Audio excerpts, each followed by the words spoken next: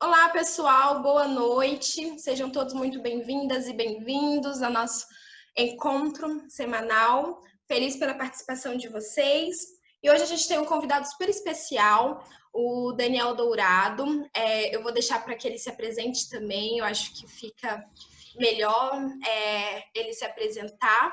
E eu gostaria de, já desde o começo aqui, lembrar vocês que esse espaço é para a gente trocar, para a gente aprender. Então, vamos aproveitar que o Dourado está à disposição para fazer pergunta, para a gente conseguir acrescentar aí esse encontro no nosso curso. Eu tenho certeza que vai ser uma noite com muito aprendizado. Dourado, gostaria muito de te agradecer mais uma vez pelo seu aceite, sua disponibilidade de estar aqui com a gente. Esse é um curso que ele começou mês passado. O nome do curso é SUS Conhecer para Defender. A gente acredita que nesse momento que nós estamos passando, a nossa ferramenta de combate ao desmonte do SUS e a todo esse retrocesso por conta de um governo que nós estamos enfrentando, a nossa ferramenta, a nossa arma é a educação, é o conhecimento. Então, o SUS, ele faz parte da nossa herança enquanto nação, faz parte do nosso do direito. Não é só a entrada na perspectiva da saúde, mas a cidadania. Ele promove cidadania para os brasileiros. Então, a gente, enquanto instituição, a Flor da Pele é uma instituição de quase 3 anos aí, é um projeto social que nós trabalhamos na perspectiva da saúde mental. Então, a gente insere profissionais recém-formados de psicologia no mercado de trabalho, a partir da clínica, e promove espaços de debate para falar sobre assuntos que atravessam a sociedade e que chegam enquanto sofrimento na clínica. Então, a gente fala sobre desigualdade social, sobre racismo, sobre questão de gênero, e vai construindo aí a formação continuada do profissional. E nós também disponibilizamos para a sociedade terapia a valor social ou gratuitamente, conforme a possibilidade da pessoa, mas o nosso slogan é que nenhum sofrimento deve ser sentido sozinho. Então, quando a gente pensou nesse curso, foi uma forma também de fazer com que o sofrimento do distanciamento físico não fosse, de alguma forma, a gente contribuísse para diminuir. Então, o nosso curso está sendo um curso bem intimista. Nós temos lives, nós temos encontros para a gente poder falar, trocar, desabafar e, sobretudo, aprender e ter aí ferramentas para combater esse retrocesso. Então, muito obrigada. Antes de passar para você, gostaria de passar para a Lorena, que é minha parceira na Flor da Pele. Também eu sou a diretora executiva, ela é diretora administrativa. Eu gostaria que ela se apresentasse também e logo em seguida você está com a palavra. Prazer, viu? Boa noite para todo mundo, pessoal. Acho que todo mundo aqui me conhece. Não sei se tem pessoas que nunca participaram ainda de nenhuma live, nenhum encontro aí. Meu nome é Lorena, eu sou diretora lá na Flor da Pele com a Dani. Nós duas, a gente tem a Lu também, que trabalha com a gente, ela é diretora técnica. E a gente foi idealizadoras desse curso e ele está acontecendo, a gente vai fazer 4 módulos, então quem está participando aí pela primeira vez, bem-vindo. E queria reiterar o agradecimento mesmo pela sua participação, eu tenho certeza que vai ser sensacional. Legal. Obrigado, Dani e Lorena, pelo convite, pela oportunidade de falar. A iniciativa de uma instituição dessa como a de vocês assim, é fundamental, né? Ter no país, assim, a gente ter pessoas que levem essa comunicação. Eu estava falando isso agora mesmo na live lá no canal do Drauzio, falando com a Mari, que é a editora, chefe do portal, né, falando sobre isso, como é importante a gente comunicar esse momento, a importância do SUS, a importância do sistema de proteção social, que está sendo atacado no Brasil, está sendo desconstruído. Né? A gente está num momento em que a gente vê questionado esse modelo, e aí, agora, ao longo da pandemia, acho que isso fica mais evidente até a importância de ter um sistema de proteção social. Então, eu pretendo falar disso. Sim, eu até tenho os slides aqui, mas não quero fazer em formato de aula, né? A gente combinou de fazer um debate. Então, em vez de fazer uma aula, que nem eu faço com meus alunos de graduação, de pós, eu vou conversar com vocês e ouvir o que vocês têm para dizer. Então, meu nome é Daniel Dourado, acho que aparece meu nome aí, porque eu estou conectado com minha conta, né? Daniel Dourado.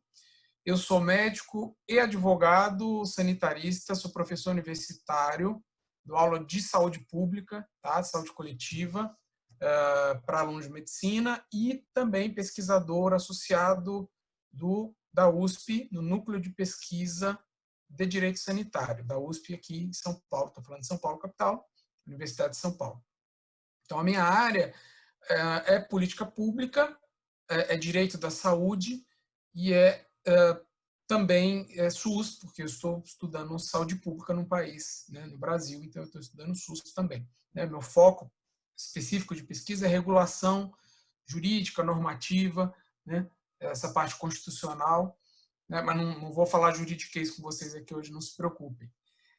O que eu acho que vale a pena para a gente começar a conversar de SUS, e eu quero falar uma coisa diferente do que eu assisti, os vídeos, esse que a gente estava mencionando agora há pouco, né, do Júlio Croda, que é médico infectologista, que falou sobre pandemia, falou sobre epidemiologia, né, e vi o debate sobre financiamento do SUS, né, que teve o Pedro Rossi, professor da Unicamp, né, falando sobre, e o deputado estadual, me fugiu o nome dele agora, mas enfim, vocês tiveram esse debate sobre financiamento do SUS também, então nem vou entrar muito na parte de financiamento.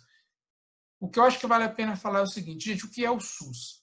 O que é, vocês já devem ter falado sobre isso bastante aqui, mas eu vou trazer uma perspectiva do entendimento, eu faço isso com meus alunos da graduação, de entender a lógica de um sistema de proteção social. O que é um sistema de seguridade social? Né? Bom, falar em ser cidadão num estado, num país, né, num estado contemporâneo, ele diz respeito a uns elementos de cidadania. Isso aí é uma coisa que já vem desde do pós-guerra, né? Assim, o modelo atual nosso de estrutura social é o modelo pós-Segunda Guerra Mundial. Né? Então, a gente sabe que as entidades, as organizações internacionais atuais, eles foram criados ali todo no pós-guerra e toda a estrutura de governança global vem desde então. Né? Então, a gente vive hoje num modelo de cidadania, aqui, pelo menos na nossa matriz ocidental de cidadania, né?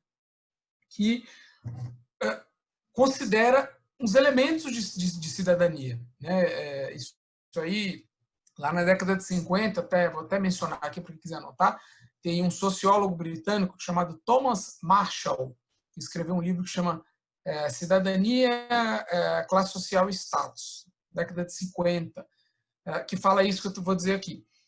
São 3 elementos básicos de cidadania. Né? Então, assim, tem um elemento que é civil, liberdade, né?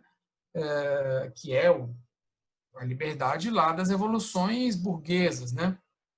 De certa forma, aqui de século XVIII, século XIX. Direito de vir, direito de propriedade, etc. Tem um elemento que é político, né? Que é esse da gente participar do exercício do poder, votar, ser votado, e tem um elemento social, que é justamente esse que surgiu no pós-guerra, esse que surgiu desse período para cá, que é a ideia de ter direito social. Né? Então, o SUS, o Sistema Universal nosso, ele tem a ver com essa lógica, né? Que não foi porque os governantes eram bonzinhos, mas isso foi luta social, foi disputa política, né? Que trouxe esse elemento de cidadania, que é o que a gente chama de direito social. Né? Tem um outro autor, já que eu falei aqui do Macho, que eu gosto também, que é o Norberto Bobbio, o filósofo e jurista italiano, que ele tem um livro que chama Era dos Direitos, que fala das gerações de direitos. Então, ele explica mais ou menos isso. Teve uma primeira geração, dimensão de direitos, que é essa de civil e político, e uma segunda dimensão, que é essa de direitos sociais. Então, gente, o SUS, ele é o reconhecimento, né? Ele vem dessa lógica de reconhecimento que os estados modernos têm de que o cidadão tem direito. O cidadão ele tem direito a receber do Estado uma prestação social. Né? Isso parece, para a gente, uma coisa óbvia, mas não é. Tá? Direito social é uma aquisição, uma garantia muito recente na história da humanidade. A gente tem há pouquíssimo tempo histórico o reconhecimento de direito à saúde, por exemplo. A lógica de direito à saúde, ela foi introduzida a partir de 1948 com a Constituição da Organização Mundial da Saúde. A Constituição da OMS fala em direito à saúde, e a partir daí os países foram incorporando isso.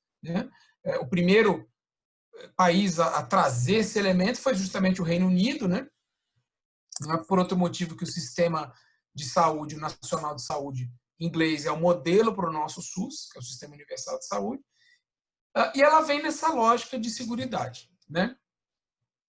Eu vou tentar falar bem brevemente para a gente debater. Eu sei que tem umas coisas teóricas aqui, mas a ideia não é, não é dar aula teórica. Então, se eu estiver falando alguma coisa que tiver muito blá blá blá aqui, vocês podem me interromper. Abra o microfone, falo, não entendi, tá bom? Eu faço isso com meus alunos, vou fazer com vocês também.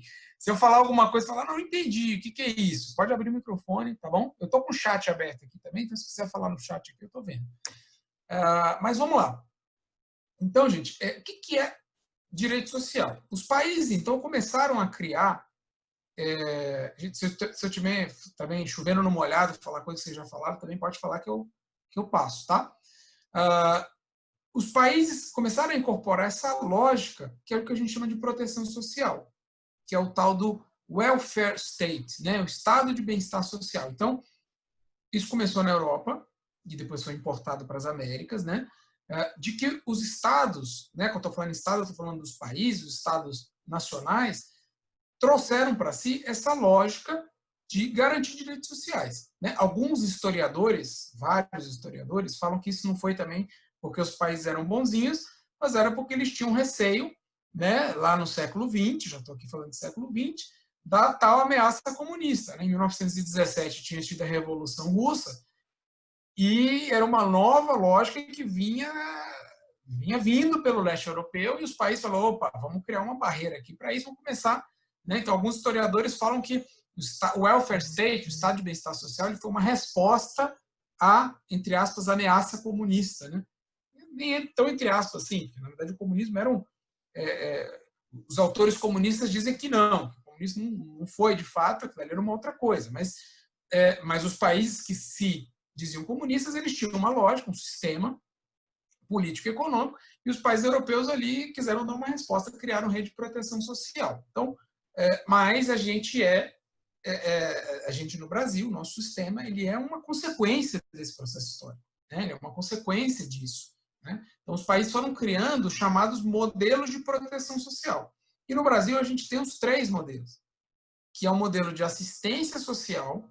A gente tem assistência social no Brasil, muito importante, que é aquele modelo. O que é assistência social, gente? Para quem talvez eventualmente não seja da área. Assistência social é aquilo que o Estado faz para atender um determinado focado, uma parte da população. Então, por exemplo, a gente tem agora o auxílio emergencial da pandemia. É uma política focalizada, é só para um determinado aspecto da população. Isso é assistência social. Bolsa Família, assistência social. A gente tem a maior política de assistência social no Brasil, que é o chamado BPC, o Benefício de Prestação Continuada, da LOAS, da Lei Orgânica da Assistência Social. O BPC é um salário mínimo, todo cidadão que não tem condição de trabalhar, ele tem o direito de receber um salário mínimo, a partir de 65 anos, se a renda per capita for até 1/4 do salário mínimo, no domicílio, um benefício social. Então, a lógica desse sistema de proteção é o quê? No nosso modelo de Estado, é fazer frente a determinados riscos. No nosso modelo de sociedade, como é que alguém vive numa sociedade nossa, capitalista? O sujeito vende sua força de trabalho, é remunerado por isso, e ele vive com isso que ele recebe, a lógica, considerando que a maioria da população não é detentora dos meios de produção. Então, quem não é o capitalista vive do seu próprio trabalho. Então, quais os riscos que tem uma pessoa, um cidadão, nessa estrutura social? É o risco dele adoecer, não poder trabalhar, ou, eventualmente, o risco de morrer e deixar a família desguarnecida. Então, os sistemas de proteção social, eles são esses de assistência social. É a pessoa que não pode trabalhar, não pode manter a família, o Estado vai lá e financia ela. O outro qual é? É a aposentadoria, é a previdência, que a gente tem no Brasil também, que é um sistema que ele é chamado de seguro social, porque ele é uma forma de seguro mesmo, né? A nossa lei da Previdência Social, inclusive, usa essa expressão, os segurados da Previdência. Né? Por quê? Porque só quem está inserido no mercado formal de trabalho é que é segurado. Né? Quem trabalha CLT sabe muito bem como funciona. Né? A gente é uma lógica, nessa verdade, essa lógica ela foi inventada lá na Alemanha, finalzinho na unificação da Alemanha, né? Quando a Alemanha foi criada na transição do século XIX para o século XX, finalzinho do século XIX.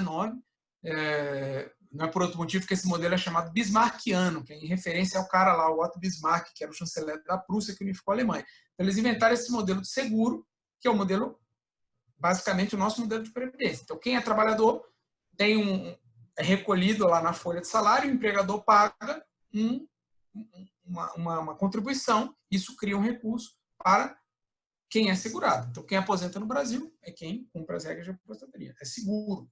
Né?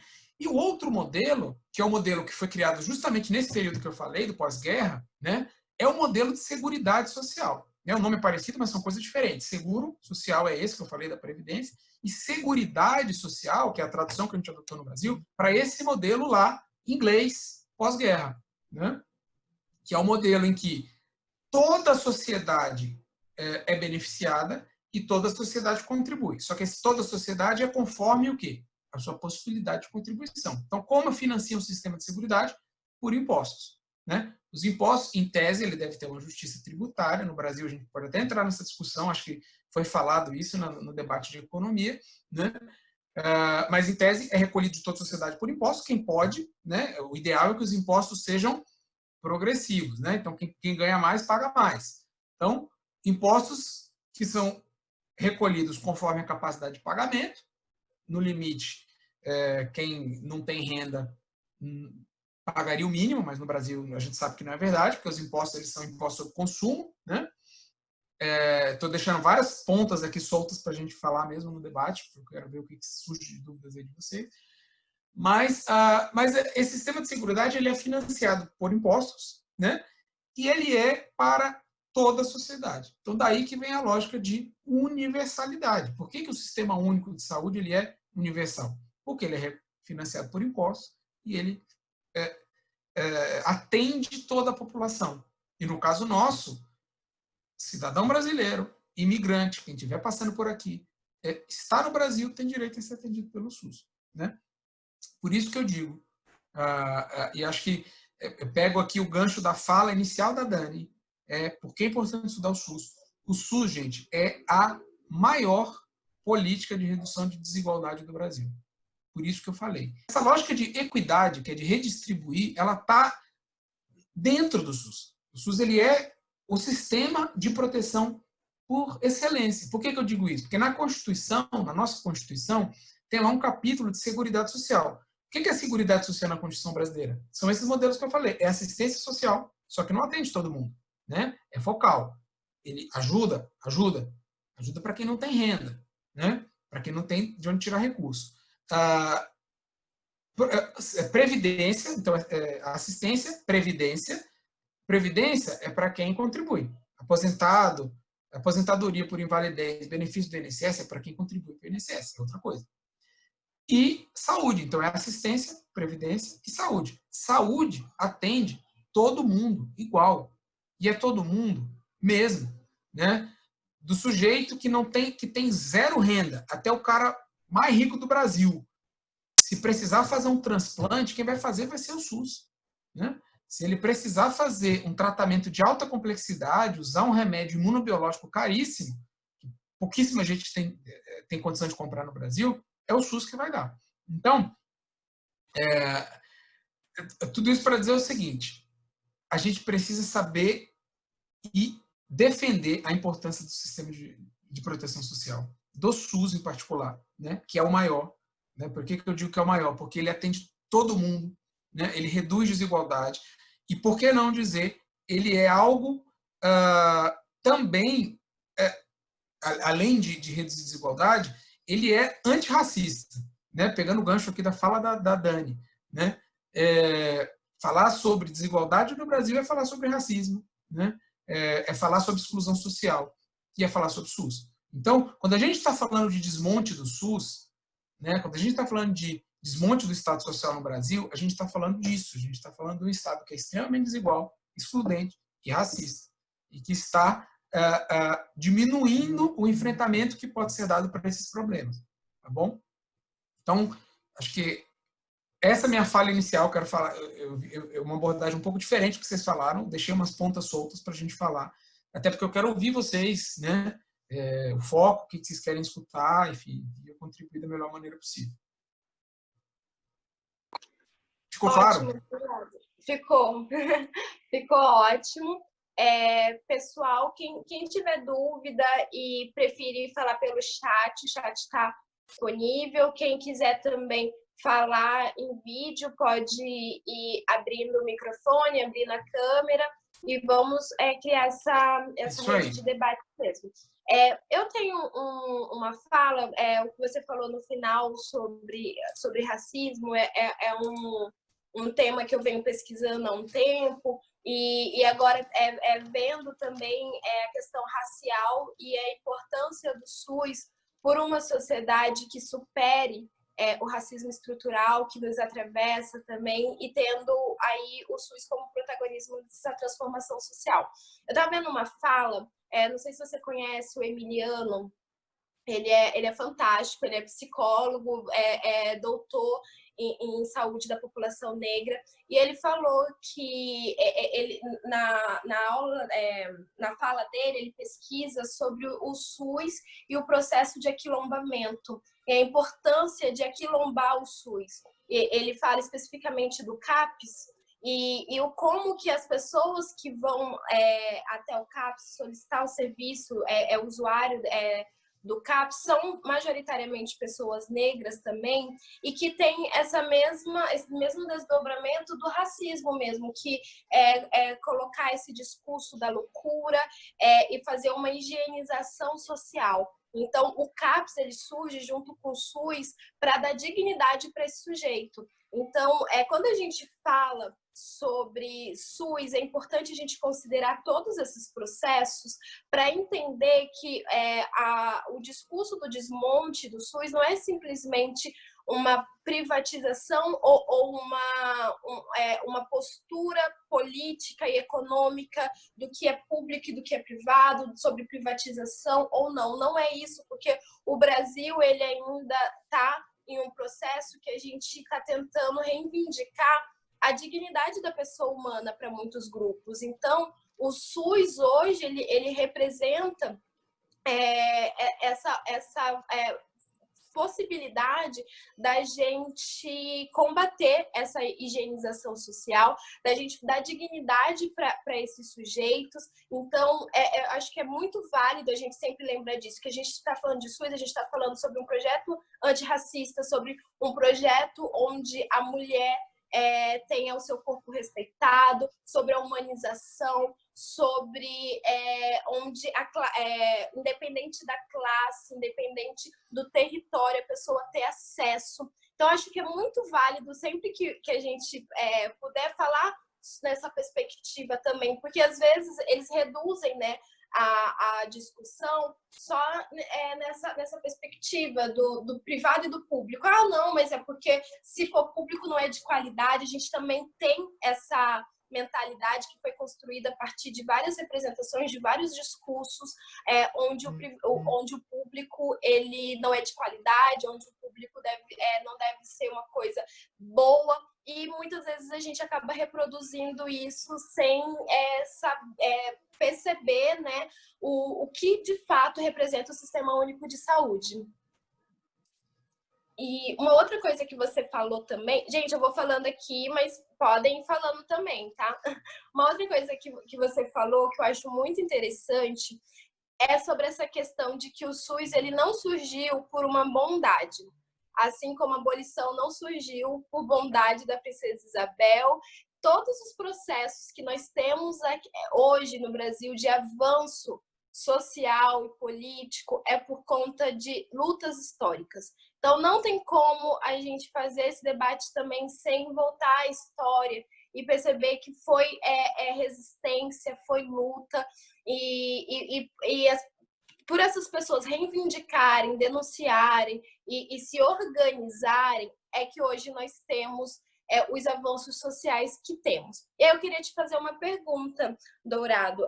A gente está à frente desse desmonte, a gente está percebendo, eu acho que a pandemia, ela escancarou isso, porque antes, isso é uma perspectiva muito pessoal minha, né, do que eu vou falar agora, mas antes, como que eu vejo? É que, assim, os desmontes que estavam tendo nas várias áreas, seja na área da educação, na área da saúde, em todas as outras, estava vindo muito parcelada em caixinha. Então, assim, se eu não sou universitário, o desmonte da educação não é sobre mim. Se eu não trabalho em tal área, se eu não sou servidor público, não me diz respeito. Estava muito nesse processo, assim, e a pandemia mostrou que um projeto que visa austeridade é um projeto que atravessa toda a sociedade. E agora com a pandemia, onde a gente está vendo, assim, está se deparando com a morte mesmo, independente de onde você mora, de que estado, qual que é a sua ocupação, a gente está se deparando com essa morte, ficou muito mais escancarado. E algumas pessoas, elas estão, mas por onde que eu começo? O que eu faço para contribuir, para fazer parte dessa resistência agora, para a construção desse SUS, para a manutenção desse SUS? Então, como médico e como advogado também, pesquisador da área, quais são as posturas e o caminho a se trilhar para que a gente consiga reconstruir e continuar construindo um sistema único de saúde que seja onde a equidade, onde a universalidade de fato seja o dia a dia, seja a realidade? Bom, Dani, é muito boa sua provocação, assim, esse é o tema da nossa luta diária, assim, acho que você falou uma coisa muito importante, que eu até tinha feito já essa provocação aqui na minha fala, que nenhum desses direitos sociais, eles foram por bondade de quem estava governando. E não vai ser assim. Sempre há disputa política, sempre é uma disputa de narrativa, né? E também não adianta a gente querer ler o desmonte atual nesse referencial também como se fosse de ruindade. Não, é uma disputa política. Tem interesses políticos, a gente tem que identificar quem tem esses interesses. Porque se a gente acha que é uma coisa moral, a gente acha que, então se trocar esse fulano, se trocar o Guedes e entrar outro, vai mudar? Não, não vai mudar.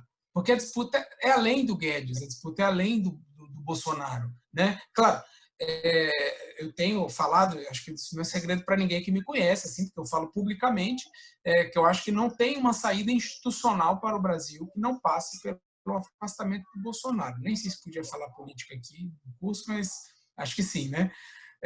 Pode muito. Não, tá bom, porque eu falo isso publicamente em todos os fóruns, então quem me conhece sabe, né? Gravei vídeo agora a favor do impeachment para o centro acadêmico, enfim. Mas assim, mas não adianta a gente achar que isso vai resolver nosso problema. A nossa disputa política, ela está acontecendo há muito tempo. Essa lógica de desmonte do SUS ela é um debate que acontece já há décadas, ela é desde antes do SUS. O SUS já entrou sendo questionado. Tá? Ele foi uma vitória política da sociedade brasileira, mas a ideia de focalizar o SUS, o que é focalizar? É pegar o SUS, falar aqui bem no português claro, transformar o SUS num SUS para pobre, um cardápio mínimo de atendimento que vai atender só aquela população ali que não tem direito a nada e o resto da população fica bem, tá? Que é o modelo norte-americano, tá? Nos Estados Unidos, para quem não sabe, os Estados Unidos tem dois sistemas principais de proteção, que é o Medicare e o Medicaid, né? Que são sistemas estaduais, são leis federais, mas são administrados pelos estados, né? Os Estados Unidos tudo é administrado pelos estados, né? O Medicare é para a população acima de 65 anos e o Medicaid é para a população que não tem renda. São focalizados, né? O que significa focalizado? Então é só a partir de determinada idade ou só quem não tem renda nenhuma que tem acesso lá ao Medicaid, tá? Isso era até 2010, né? 2010 para cá teve lá o Obamacare, que ampliou o seguro obrigatório, mas não tem toda a população incluída. Agora, uma coisa é você pensar, eu sempre dou esse exemplo em aula, me lembrei dele aqui agora. Nos Estados Unidos, a população que não tem seguro de saúde e que usa o Medicaid, que é essa população que não tem renda, não tem acesso e que está fora dos planos, dá aí em torno de 16, 17% da população norte-americana, né? No Brasil, você já deve ter falado isso, né? Isso é um dado frequente da gente mencionar. A população chamada exclusivamente SUS no Brasil, que usa só o SUS, não tem acesso a outro seguro, plano, nada, 75% da população. Então, como é que a gente vai falar num sistema focalizado que atende a 3/4 da população brasileira? Assim, só faz sentido falar nisso se a gente está pensando no Brasil para aquele Brasil do início lá do século XX, que era para pouquíssimo, um percentual pequeníssimo da população, né? Aliás, não é muito a minha área, mas é uma coisa frequente a gente ouvir falar também. Na década de 60, a educação pública era boa, né? Todo mundo já ouviu falar isso, né? Não é da minha geração, mas meus avós falavam, a educação nos anos 50 e 60 da escola pública era boa. Sim, mas a escola pública no Brasil, nos anos 50 e 60, era para quanto? Era para 10% da população, gente. Então, é isso que a gente precisa dizer. A população no Brasil era completamente excluída, sempre foi completamente excluída.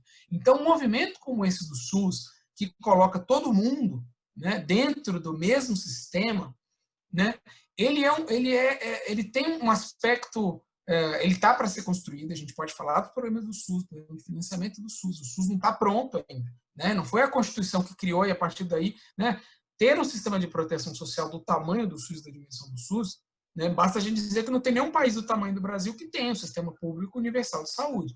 Nenhum país com mais de 100 milhões de habitantes tem um sistema público universal, e o Brasil tem mais de 200 milhões, né? Os outros países, que têm sistema público universal, todos têm populações menores e são mais ricos, né? Reino Unido, Canadá, Espanha, França, Austrália, todos esses países são menores de população do que o Brasil e são mais ricos, né? Então, criar esse sistema no Brasil é um desafio por si só, né?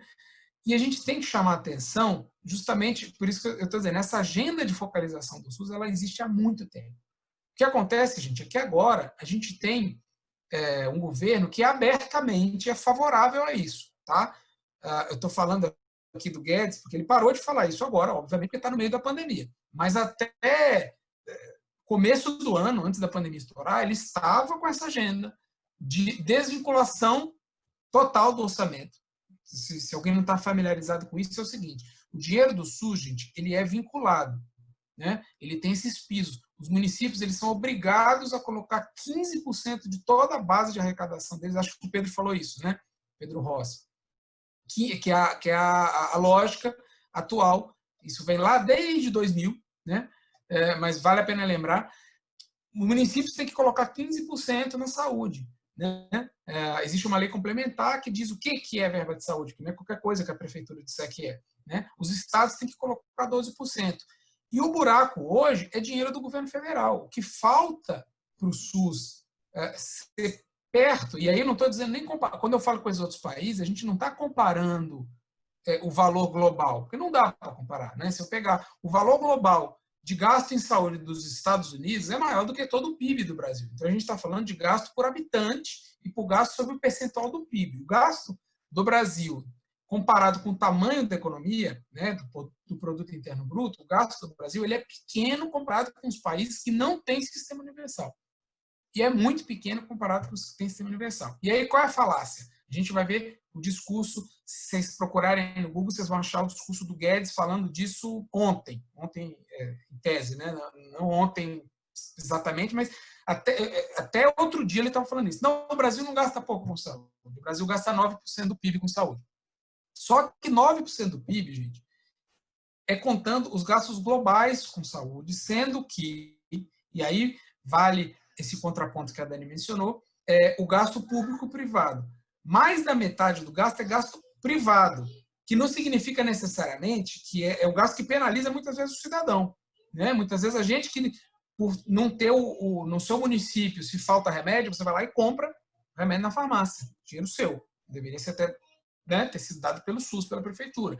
Se você gasta para ter um plano de saúde, porque o SUS na tua cidade não tem atendimento X ou Y, você precisa ter, você vai lá e paga um plano de saúde para ter, isso é gasto privado.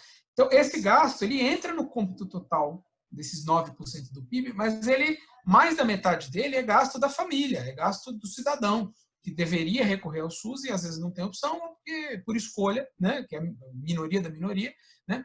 Então, esse gasto ele não entra no sistema. O gasto mesmo em saúde do Brasil, o gasto público do SUS, é em torno de 4% do PIB, sendo que os estados e os municípios já estão no limite. Então, assim, não é defendendo o governo estadual, municipal, longe disso, mas assim, a gente tiver no orçamento do SUS, a imensa maioria dos municípios gasta quase todos acima de 15%, que é obrigatório, mas perto de 20% do seu orçamento total em saúde. E os estados todos gastam acima de 12% também. Então, já se tem um recurso de estado e município. E quem tem mais dinheiro, que deveria colocar mais dinheiro na saúde, é o governo federal. E não coloca por quê? E aí, volto aqui no começo da conversa. É um momento de disputa política, gente. Dinheiro, claro, disputa de orçamento público sempre vai existir, porque sempre é cobertor curto, né? O dinheiro precisa ser para tudo, né? E eu tenho falado isso em todos os fóruns, vou aproveitar aqui e falar também. A gente tem falado, vamos defender o SUS, vamos defender o SUS. Hoje, no meu ponto de vista, uma das principais, se não a principal agenda de defesa do SUS é falar sobre o financiamento do SUS. Então, vocês já tiveram uma fala específica sobre isso, né? O Pedro é um dos principais economistas que escreve sobre esse assunto no Brasil, mas eu quero só enfatizar isso, assim, essa lógica do que ele explicou ali, da mudança do piso, gente, isso é muito importante. Porque hoje o piso da saúde ele não é suficiente para construir o sistema de saúde que a gente quer, né? Por que eu estou dizendo piso? Porque o que é obrigado o governo federal a colocar é um valor. E o governo federal não costuma colocar mais do que ele é obrigado. Então, a disputa política tem que ser nesse caminho agora, né? E por que isso dialoga com essa intervenção da Dani, né? Porque você desmontar um sistema desse é você tirar acesso à população, é você tirar essa redução de desigualdade. E no Brasil, se a gente está falando em tirar acesso à população, no Brasil e nos outros países, mas no Brasil isso é claro, porque a nossa estrutura social toda é construída em cima do racismo, né? Então é em cima da exclusão, né? Muitas vezes expresso, como diz o Gessé Souza, né? No racismo racial propriamente dito, que é o principal, né? Que a exclusão é clara da população preta e parda e mestiça, né? Mas também da população que está nesse meio, né?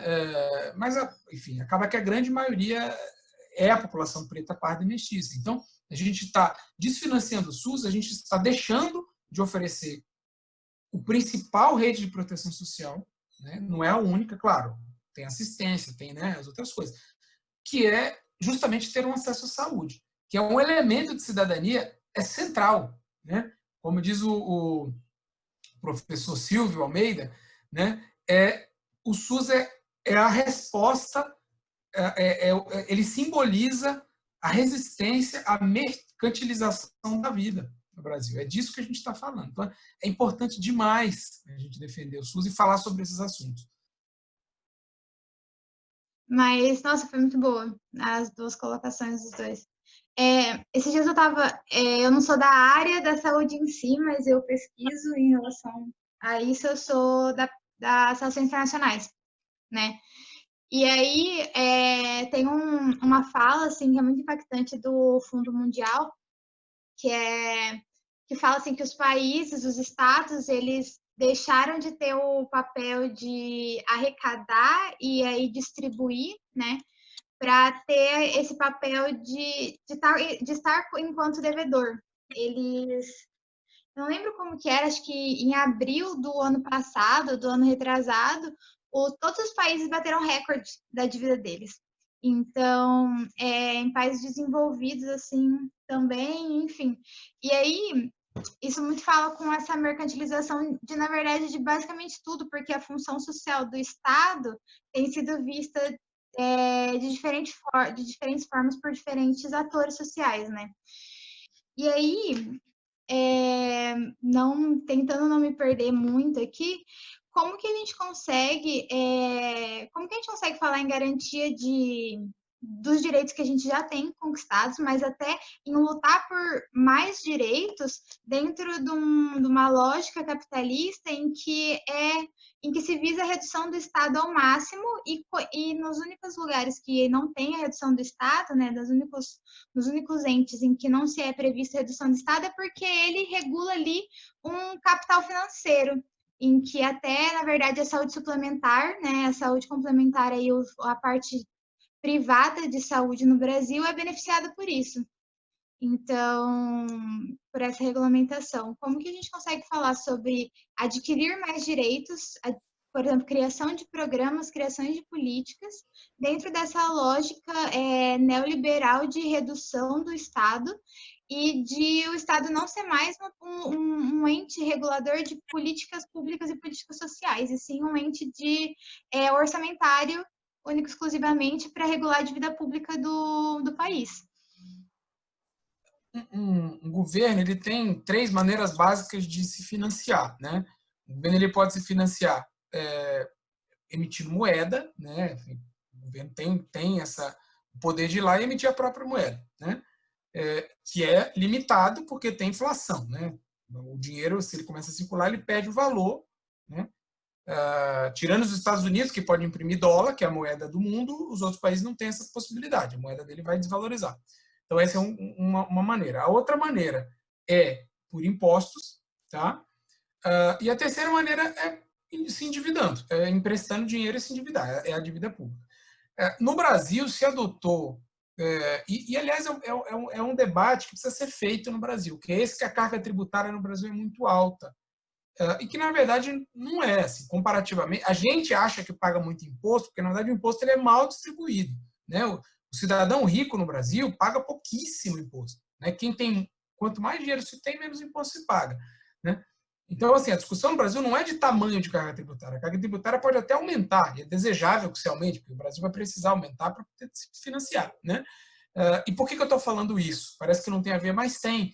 Porque eu falei aqui no começo, o sistema de seguridade ele é financiado por impostos. É a única maneira de você financiar de toda a sociedade. E aí, claro, para que isso seja justo, você tem que cobrar mais de quem tem mais, né? Então, esse debate ele está junto com o debate de reforma tributária, para uma reforma tributária mais justa, que a carga tributária no Brasil não é que ela é alta, ela é injusta, ela é ruim, né?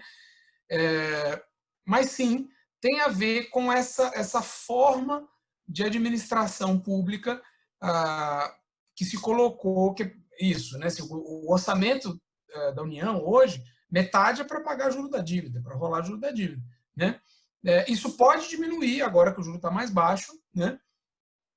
Mas hoje isso está casado com uma lógica de menos gasto público. Eu acho que é aí que está o problema que a gente está hoje, né? Acho que essa trajetória da dívida, que é um debate bastante feito, e não é muito a minha praia, porque eu não sou economista, mas assim, eu vejo que tem uma sinalização de que isso é possível se resolver, agora que o juro caiu, só que o juro caiu porque está em crise, né? Porque a economia não está crescendo. Mas é sobretudo com a política que eu chamo de austeridade acima de tudo, que é essa política que não é de agora, né? O Guedes está dando continuidade, ele só reforçou uma política que começou no governo Temer, né, da emenda do teto, né, de austeridade como fundamento. E aí, quando eu estou dizendo, não é que eu acho que os governantes não devem se preocupar com o gasto. Claro, se o governo começar a gastar demais, vai acabar o dinheiro, não é isso. É colocar a austeridade como o fundamento único e principal da República acima de todos os outros. É por isso que eu digo que a política do Guedes é austeridade acima de tudo, que é uma corruptela do slogan lá do Bolsonaro.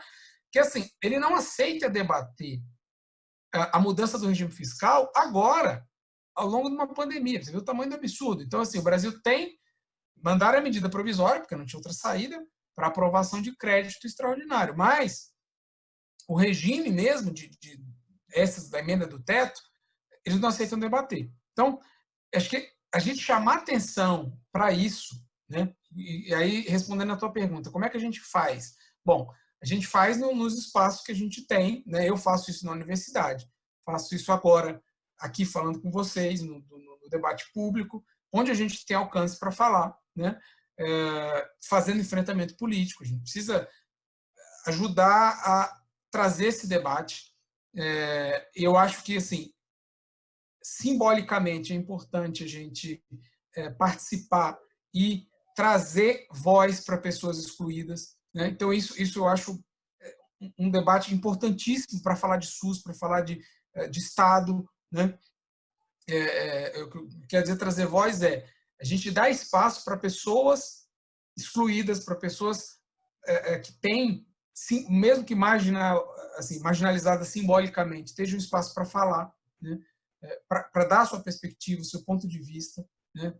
Então, eu sempre que eu posso dar voz, se eu tiver que falar alguma coisa e puder ceder minha vaga para uma mulher falar, principalmente se for uma mulher preta para falar, porque aqui tem mais exclusão na nossa sociedade, eu acho que esse é um espaço que a gente pode aproveitar para fazer isso. Então, eu digo assim, dentro da nossa dimensão, que a minha é acadêmica, né, como professor, como pesquisador, eu procuro fazer esse enfrentamento. Eu não sou da linha, e eu acho que isso é um problema que eu tenho aproveitado o espaço que eu tenho para falar isso com as pessoas do meu campo. Gente, não dá para a gente fazer ciência para falar de ciência politicamente neutra. Não dá para falar de saúde pública menos ainda, politicamente neutra. Então a gente precisa fazer um debate político, precisa fazer um enfrentamento, precisa falar do que está acontecendo, né? Usar os espaços que a gente tem para isso. Então, é claro que não é uma resposta muito legal, assim, porque assim, a gente não sabe a solução. Mas o caminho, eu vejo que é esse caminho que eu tenho feito, né? Eu tenho me engajado, né? Eu falei bastante nisso aqui, porque eu, num espaço da sociedade privilegiado, a primeira coisa é reconhecer meu privilégio, por eu ser homem, por eu ser branco, né? Por eu ser professor universitário, enfim, não está tão valorizado como já foi, mas no Brasil, né? Mas, enfim, eu sei que eu sou privilegiado, então eu tento usar esse meu espaço de privilégio para dar voz para isso, sabe? Eu acho que isso é um caminho que tem a ver com defesa do SUS, que tem a ver com seguridade social, que tem a ver com proteção social, né? Infelizmente, a gente está num momento em que a população brasileira não tem essa noção. Esse é a verdade. Assim, a grande maioria da população não tem essa dimensão, né?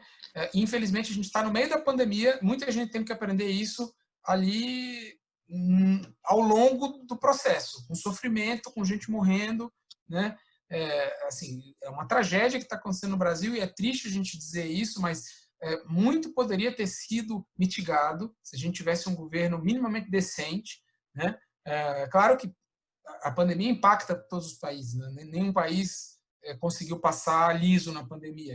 Sempre ia ter gente sofrendo, né? Ia ter mortes, mas assim, o jeito que está sendo no Brasil é um jeito que tem muito a ver com a política como está. Então, assim, nessa pandemia é difícil a gente ter otimismo, porque o governo é esse, não tem muito o que fazer, mas assim, tem o que fazer da gente chamar a atenção de dizer que tem que tirar esses caras, mas assim, agora, né, trazer esse debate, e eu tenho uma certa esperança de que a gente consiga abrir, e eu acho que se a gente perde essa esperança, a gente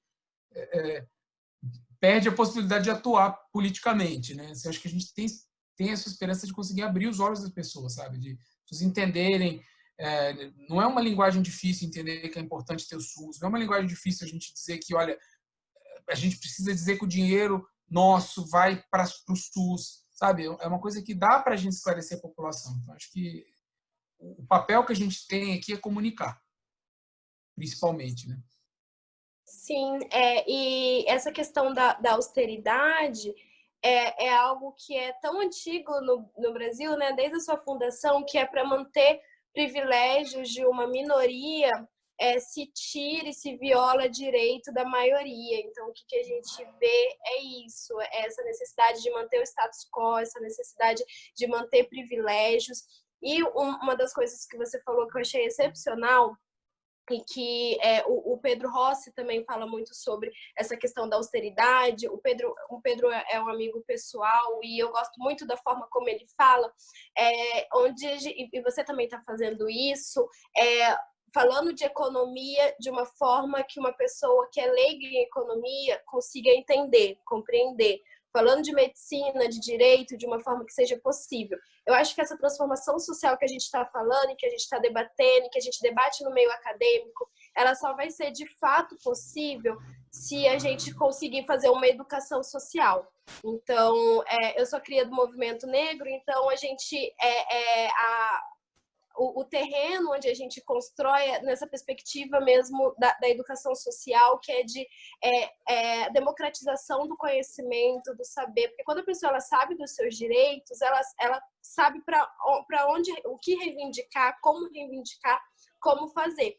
E a gente pode ver também como um sintoma de um país que foi constituído pela escravatura, pelo genocídio, por essa questão também de uma cultura judaico-cristã, onde é muito fácil a questão da caridade, mas quando se fala em justiça social, aí as pessoas elas têm uma dificuldade, porque falar de justiça social é falar de abrir mão de privilégios.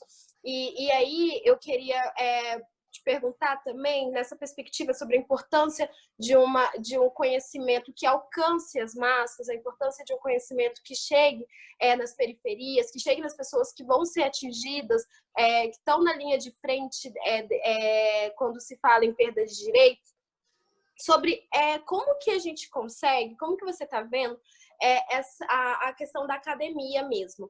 Porque eu vejo, às vezes eu fico assim, horrorizada, sou da área da psicologia, quando eu vejo psicólogos defendendo esse governo.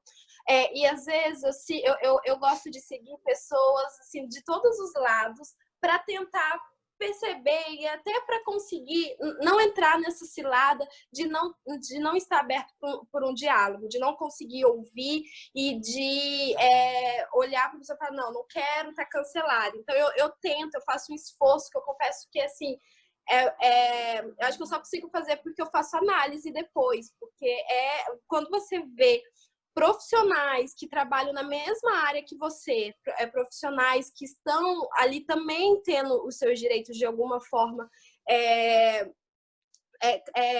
sendo violado, defendendo políticas de austeridade, defendendo essa mercantilização da saúde, porque quando a gente fala sobre uma privatização do sistema único, quando a gente fala sobre essa mercantilização, a gente está falando de empresas, principalmente empresas farmacêuticas, que vão lucrar com o adoecimento. Então, são empresas que vão cuidar da doença ao mesmo tempo que elas vão criar os remédios ao mesmo tempo que elas vão cuidar do adoecimento. Então, é óbvio que só sobra barbárie frente a isso. Então, como que você vê isso, analisa isso? Você acha que é uma responsabilidade das universidades, da forma como a grade curricular, ultimamente eu só tenho falado isso, mas é porque o meu TCC é sobre a grade curricular em psicologia, que é uma grade curricular eurocêntrica, que eu tive o debate sobre relações raciais na faculdade, na aula de ética, e foram 2 aulas, assim, foi 1h30 de debate e nunca mais eu tive o assunto sobre relações raciais. Eu descobri que a primeira psicanalista não médica no Brasil é uma mulher preta a partir da educação social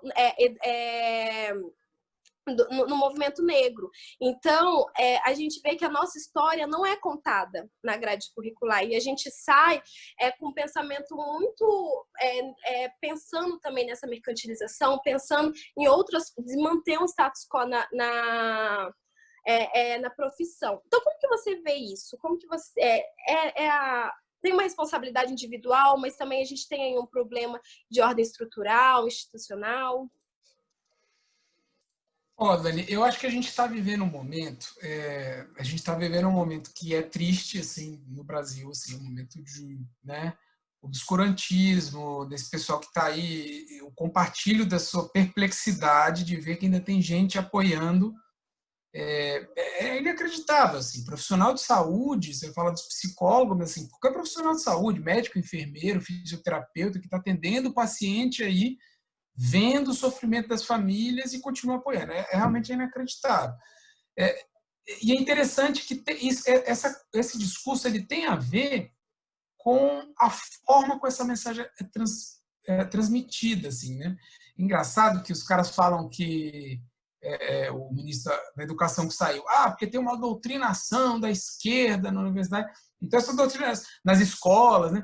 E é engraçado porque assim, essa doutrinação cientista ela está dando completamente errado, né? Porque as pessoas continuam apoiando, né? Assim, a população pobre é uma coisa inacreditável, a população pobre no Brasil, que é majoritariamente preta e mestiça, vota em sujeitos que são que protegem privilégio social. Assim. Mas por quê? Isso não é porque o pessoal não sabe, é uma forma de comunicação. Então, assim, o desafio é gigantesco no Brasil. Eu acho que assim, o desafio da gente trazer essa mensagem, e é por isso até agradeço o seu feedback de me falar que foi claro, porque assim, eu admiro muito o trabalho do Pedro também, que é um cara que fala de economia de uma maneira claríssima. Eu não sou economista, estou aqui falando da minha perspectiva, que é de política pública, né? Eu falo mais de direito, mas assim, um jeito de transmitir para a população a mensagem que é possível compreender, né? E a população precisa compreender isso, sabe? Acho que passa pela nossa obrigação de cidadania, já que a gente teve esse privilégio de ter esse espaço, de estar falando na academia, na universidade, nos meios de comunicação, né? De passar essa mensagem para as pessoas, né? Então, é a mesma coisa, né? Pessoas defendendo um cara que só nega imposto. E é isso, de novo, não é um julgamento moral. Eu não conheço o cara, não sei se ele é ruim, se é bom como pessoa, não importa. Ele pode até ser um cara legal, mas não é esse o ponto. A questão e aí eu falei isso aqui desde o comecinho da minha fala, a gente tem um sistema de proteção que ele precisa ser financiado de forma solidária pela sociedade. E o sujeito da ponta dele, o que ele faz? Ele não participa disso, né? Ou ele fala assim, não, eu estou dando aqui meia dúzia de cesta básica aqui para quem ele escolhe, né? Tá errado, porque isso não tem controle nenhum, né? Então, se o fulano, se ele quer doar a cesta básica, ele doa. Se ele não quer, ele não doa. Imposto não é assim. Imposto todo mundo tem que pagar e ele vai ser gerido pela sociedade. A gente entra uma outra conversa que eu acho que tem a ver com o que está acontecendo no Brasil, que é uma certa... Vou me arriscar aqui, já que a gente está falando sobre, fazer que a minha área é muito multidisciplinar, então vou me arriscar a fazer aqui uma entrada interpretação de ciência social. Uma forma como o moralismo, né, ele entrou no Brasil como um substituto dessa exclusão, desse racismo. Por que eu quero dizer isso? A política brasileira, isso não é só brasileira, em vários locais, mas atualmente ela vem toda sendo pautada por um discurso moralista. O que eu quero dizer? O tal do combate à corrupção. Quando eu falo isso, às vezes a pessoa fala, mas você está dizendo que corrupção... Não, corrupção é um crime, é ruim, como todo crime. Né? Existe crime porque a gente, como sociedade, escolhe. A gente não quer que tenha isso, então vamos dizer que isso aqui vai ser criminalizado. Agora, alçar isso ao maior problema do Brasil, ao grande... Isso, primeiro, não é verdade. Né? A gente vai pegar os dados de corrupção do Brasil e comparar com outros países europeus, é parecido. Né? Só que a percepção do brasileiro, e é por isso que eu estou falando que eu vou me aventurar para a ciência social, o brasileiro, a gente pega em vários estudos empíricos que mostram isso, percepção da corrupção, o brasileiro ele se sente subalterno moralmente. É isso, o brasileiro ele se sente como se ele fosse um povo mais corrupto do que os outros, e não é. Entende? Então, eu acho que passa por isso, politicamente. Então, os caras vendem um discurso moralista, né? Que é esse do combate à corrupção, etc., como o maior problema, o principal problema do Brasil, e isso acaba sendo uma entrada para várias outras coisas, como isso que a gente está falando, a austeridade, que não tem diretamente a ver, mas no fundo tem. Que aqui eu vou aproveitar e falar que eu mencionei ele aqui, mas o Gessé Souza fala sobre isso nos livros dele, que esse moralismo ele é um substituto do próprio racismo, né? É uma forma de colocar, escantear a população brasileira, que é majoritariamente preta e mestiça, como um povo corrupto por natureza, sabe? Então, assim, eu acho que entra por aí, fazendo aqui uma incursão, aqui, me aventurando a fazer uma incursão sociológica, eu acho que entra por aí esse caminho e a gente tem um papel aí de fazer esse enfrentamento político. É isso. Eu acho que o nosso papel é principalmente político, de fazer esse debate, de informar a população. Alguém mandou uma pergunta? Sim, o Jonas colocou, vou ler o que ele mandou aqui. Boa noite. Percebo que faltam espaços que promovam esse tipo de discussão acerca do SUS. Falta informar a população sobre, de fato, qual a abrangência e a importância desse sistema. Esse momento de pandemia tem evidenciado isso. Achei ótimo. E a gente percebe que é um projeto, né? Essa falta de informação. É o que você falou de se aventurar. Eu também vou tentar me aventurar com o que o Jonas falou e com o que você disse também.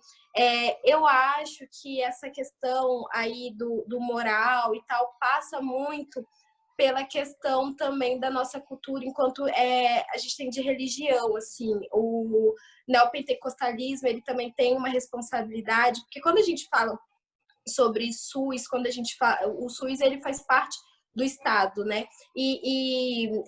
Eu tô falando isso porque hoje ontem teve uma passeata das igrejas evangélicas neopentecostais que pararam na prefeitura e fizeram um culto de manhã até à noite, um culto reivindicando a abertura do comércio. E os meus pais fazem parte de uma das igrejas que estava responsável. Eu fiquei desesperada, eu fui até para casa dos meus pais e falei, olha, vocês não vão para essa passeata, pelo amor de Deus. E tava lá todo mundo falando sobre isso. E quando você vai ver, é uma igreja as pessoas dessa igreja são pessoas muito humildes, são pessoas que vão ser muito atingidas com essa política. E mesmo assim estão defendendo tanto a questão, estão negando a pandemia, estão negando a letalidade da pandemia, estão defendendo o governo. Aqui o Mato Grosso do Sul é um estado muito complexo, assim. Na entrada da cidade, colocaram agora no início do mês um outdoor, assim, são 2 outdoors juntando a cara do Bolsonaro e presidente, estamos com você, a hashtag abre o comércio. Então, a gente percebe, e aí quando a gente vai vendo que esse coro dessa violência que também tá presente pessoas que vão ser muito atingidas, então assim, pessoas pretas, mestiças, pessoas pobres, e elas estão falando, elas estão de alguma forma defendendo um projeto de austeridade, também por uma falta de acesso à informação, a entender quais são os seus direitos. E aí quando o Jonas fala, e você fala também, e aí eu fiz essa, que eu acho que envolve também essa questão da igreja, da religião, de como sendo uma instituição que desde sempre também acaba participando desse processo, porque, por exemplo, a igreja chega aonde o Estado muitas das vezes não está. Eu sou do Rio de Janeiro, na minha infância eu morei lá e eu passei um ano na casa da minha avó, que era em uma favela, num dos lugares mais distantes do Rio, que é Santa Cruz, e o meu tio, ele é pastor de uma igreja. E lá a gente não tinha acesso para ir no postinho, assim, não tinha onde a avó morava, a gente tinha que pegar 2 combis para chegar no postinho mais cedo, mais perto. Mas quando a gente estava doente, o que a gente fazia? Antes de pegar 2 combis e gastar R$3 por Kombi para ir, a gente antes passava na igreja e pedia para orar, e pedia para... Então a gente percebe que tudo isso é muito difícil também, e a gente tem que tomar bastante cuidado para não cair na cilada neoliberal e responsabilizar o sujeito e o indivíduo, culpar. Não que a gente não tenha responsabilidade enquanto sujeitos políticos, nós temos, mas é importante a gente, antes de individualizar o problema, também perceber que isso tudo faz parte de uma estratégia, pelo que você colocou também. Nós estamos numa disputa política. Então, quais são as instituições, e isso envolve, eu citei aqui a igreja, mas as universidades também. Como que nós estamos formando esses profissionais? Como que nós estamos, até onde nós estamos indo, até onde a nossa fala, o nosso conhecimento está chegando. Então, por que nós ainda temos muita dificuldade de popularizar certas profissões? Então, tudo isso eu acho que faz parte, a gente olhar, o Silvio fala muito sobre isso no seu livro, sobre racismo estrutural, a gente olhar essa estrutura, ver que a gente não está assim, disputando e combatendo um inimigo que tem cara e que tem nome. É um inimigo aí que está presente há muito tempo, é muito sutil e é uma tecnologia. Então, vai se moldando conforme o tempo, vai se moldando a sua estrutura para conseguir se perpetuar, né? Para conseguir ficar aí. E, mais uma vez, essa minoria continua com os privilégios. Então, acho que é importante a gente também fazer essa análise, né? Perfeito, Dani. É isso mesmo. Eu acho que foi a conclusão perfeita do que eu falei aqui, do que a gente falou até agora. Sim. Então é isso, Dourado. Eu gostaria de mais uma vez te agradecer. Acho que foi ótimo. Assim, o coração aquece quando a gente encontra profissionais que estão dispostos a popularizar o conhecimento, que estão dispostos a lutar também. Então, muito obrigada. Brilhantou o nosso curso. Espero que esse encontro se repita, que a gente possa se encontrar virtual e presencialmente em breve. Legal, prazer. A minha rede social, como eu falei no começo, não sei se pegou na gravação, eu uso basicamente o Twitter. Quem quiser ler as coisas que eu escrevo, eu sempre divulgo por lá. Vou até botar aqui no chat, esse nome aqui, ó, DA Dourado. Todo dia tem coisa lá e eu debato com todo mundo, estou à disposição para isso. É o canal que eu estou usando hoje, né? Que está todo mundo em casa, não estou dando minhas aulas daqui e estou falando com todo mundo daqui. Então, a rede social acabou virando um espaço de trabalho e de debate político também, importante. Valeu, gente. Um grande abraço. Você atua como médico e advogado simultaneamente, ou você tem as duas formações, mas segue uma linha enquanto prática mesmo? Se você advoga Não, eu também? não estou mais clinicando, não. Eu parei já há um tempo, eu trabalhei muitos anos como médico psiquiatra, que foi minha formação original. Trabalhei aí uns 10, 15 anos, fiquei uns anos fazendo as duas coisas. Advoguei um tempo como advogado de escritório, hoje eu faço consultoria, minha atividade principal é acadêmica mesmo, pesquisa, dar aula, pesquisa, e como advogado, alguma coisa de consultivo, mas agora isso também está meio... Minha prática principal é acadêmica, como professor e pesquisador. Dourado, muito obrigada, tá bom? Obrigada, Valeu, viu? gente. Tchau, Até gente. mais. Até mais. Tchau.